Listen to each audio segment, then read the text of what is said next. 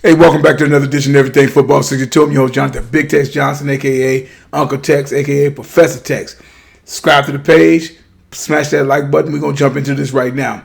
Y'all already see the title. Is it me, or is they don't make NFL backs like they used to? It seems like every other week, running backs that are supposed to be elite backs in this league are always hurt or missing games. Whether it's Christian McCaffrey, Saquon Barkley, Nick Chubb, Dalvin Cook, and a host of other backs, and King Henry, who's supposed to be out for the season, even though I heard that he possibly supposed to be trying to come back soon for the playoff push. Now, I wrote this actually like last week, right? So Dalvin Cook ended up having a monster game. I think last week, I forget who it was against, but he ended up having a monster game, 180, 190 yards or whatever. I think 190 yards or whatever like that. In all the years I've been watching football, I can't remember when all the elite backs have missed considerable games early in their careers. I could be wrong, but I just don't remember the backs that I idolized and that the ones that I enjoyed actually watching as a fan getting hurt early. Yes, injuries are a part of the game. So you have to play with them. My favorite back when I was a kid was the Juice. 53 going on 54 years old. So Juice was my guy in the 70s, right? For you self-righteous jokers, I'm dealing with football, nothing else. So you can keep your comments to yourself. OJ had a slow start due to coaching in his first 3 years. If you take a look at the way it goes, especially for a back during that time, they didn't use the term bust, but OJ was basically on his way of basically becoming a bust. He did miss 6 games in his second year. That was 1970, if I'm not mistaken. By the time Lou Saban got there and started feeding Juice the ball from 72 to 76, Juice was the best in the biz. Best in the biz. Now, by the time he was the best in the biz, 72 to 76. Now, by the time Juice hit Dirty 30, where the wheels started coming off. And but by that time, he had already made his mark. Right?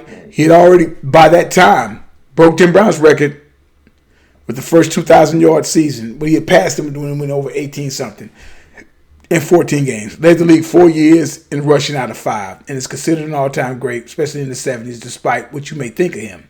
Now let's go down the list of the backs I'm talking about. Now I'm doing about Franco Harris, Walter Payton, Tony Dorsett, Earl Campbell, John Riggins, Marcus Allen, Eric Dixon, Roger Craig.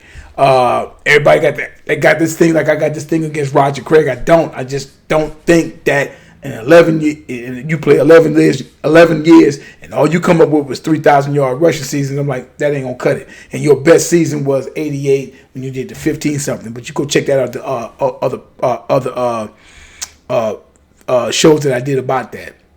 The great Emmitt Smith, the great Barry Sanders, the great Thurman Thomas, Jerome Bettis, the great Marshall Faulk, Curtis Smart, Edgerrin James, LaDainian Thomas, Agent Peace. I can go on and on. Beast Mode, Marshawn Lynch. It seems like since around 2017, backs are supposed to be the next best thing, or putting on Go Jackson on them already, are getting hurt within 3 years in the league. That even goes back to Flash Gordon, my man Gordon, Melvin Gordon and whatnot, which perplexes me. These cats nowadays have all these kinds of diets, personal chefs, personal trainers, and all of this. But it seems to be they're always in the fucking whirlpool. I'm just asking. Like I said, I could be wrong. Like I said, injuries are a part of the game, and everyone in the NFL is hurt right now. And loving what Jonathan Taylor's doing. Love them at Wisconsin. I love all the backs at Wisconsin. Even Gordon, going back down to my man, I can't even think of his damn name right now. But the other the Great Dane, right? And whatnot. Ezekiel Elliott has been extremely durable. He's hurt, he has a bruised knee, messed up, and whatnot, and stuff like that. He's already led the league twice, a couple of Pro Bowls and whatnot. His yards, I've already talked about that. One of the other broadcasts is about Dallas Mount Rushmore when it comes to running backs. But because, he missed 6 games because of that harlot that he was dealing with there in college. Now, some of you will say, hey, they're running them too much. Okay, but man, those cats I named early, they toted that rock. I mean, you are a running back, and that is what you're supposed to do. I mean, yes, injuries and age catches up to all these guys eventually, but not the first few years in their career. I mean, after about 6 or 7 years, then you see them slowing down, but not the first few years of their careers. I mean, maybe it's me, but I remember guys that getting the ball at will the whole season, and they wouldn't have it any other way. Now let's go back to 1982, strike shortened season, right? In 8 games, Riggins carried the ball 177 times. John Riggins, right? Oh, damn it, that's damn near 200 times. But the legend grew with Riggins when he told offensive line coach Joe Bugle, just give me the ball. And he has, and this is a Cowboys fan, but I'm like I said, at the end of the day, I am a football fan, right? Teams, fine. Everybody has their team, but I am a football fan. I'm a football fan first. Love the game, right? You're talking about in a 4-game stretch when he carried the ball 136 times for 610 yards, 4 touchdowns. That's 152 yards a game carrying the ball at an average of 34 times a game. This performance started Riggo's legend for the next few years for him in his mid-30s. Right?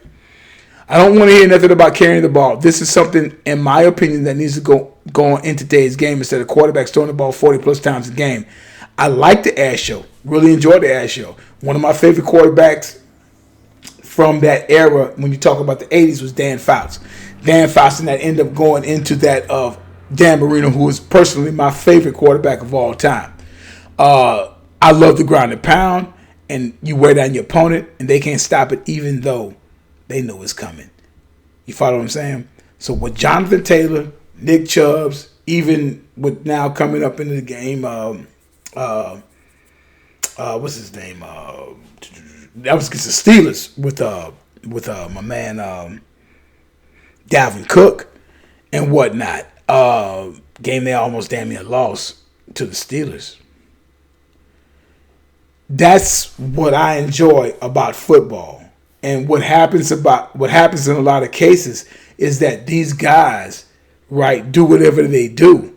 But it's like, all this getting hurt. I just don't remember a time when it was young backs coming in the game, and every time you looked up, they was hurt. I don't remember that back in my day. Leave the comments down in the section. I'll leave the comments down in the section down there. Let me know what you think about that. But that's what I'm talking about. I don't recall that. And that's the difference. Because you can still run the ball in today's NFL. You don't abandon it early. Just look at what New England did against Buffalo. I don't think I have to really say any more about that. Like I tell you guys before, there's no greatest of all time as long as time is still going on. And I gotta tell you all the time, numbers don't lie and get emotional. People do. But leave down in the section. This is just something that just came up. I just thought about it.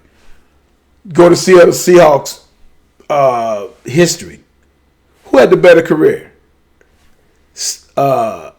Steven Alexander, right? Or Marshawn Lynch?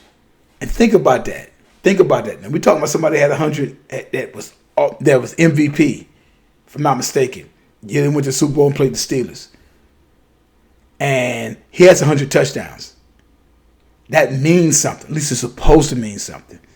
Lynch, did he actually have the career that Steven Alexander had? Think about that for a minute, all right? And again, like I tell you guys, comment sections below. Leave it. Any suggestions, anything like that. And we'll get back with you guys, all right? And like I tell you guys all the time, I already said it once. Numbers don't lie and get emotional, people do. And there's no greatest of all time. There's no GOAT as long as time's still going on. You guys have a good one.